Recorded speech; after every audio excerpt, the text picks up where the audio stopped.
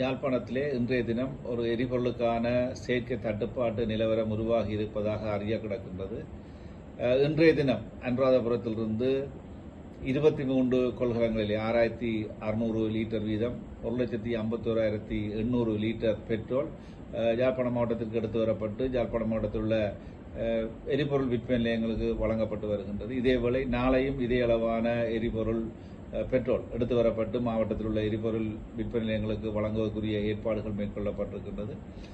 இதேபோல அண்மையிலே திறந்து வைக்கப்பட்ட காங்கேசந்துறை எரிபொருள் சேமிப்பு நிலையத்திற்கும் தொடர்ச்சியாக எரிபொருள் எடுத்து வரப்பட்டு சேமிப்புக்குரிய நடவடிக்கைகள் முன்னெடுக்கப்பட்டு வருகின்றது. ஆகவே அந்த வகையிலே மாவட்ட மக்கள் இந்த ஒரு செயற்கையான எரிபொருள் தட்டுப்பாட்டை உருவாக்க வேண்டாம் என்ற கோரிக்கையை நான் முன்வைத்திருக்கின்றேன். எனவே இது தொடர்பாக இலங்கை பெட்ரோலிய கூட்டுத்தாபனத்தினுடைய வடபிராந்திய அலுவலகம் தேவையான நடவடிக்கைகளை முன்னெடுத்து வருகின்றது.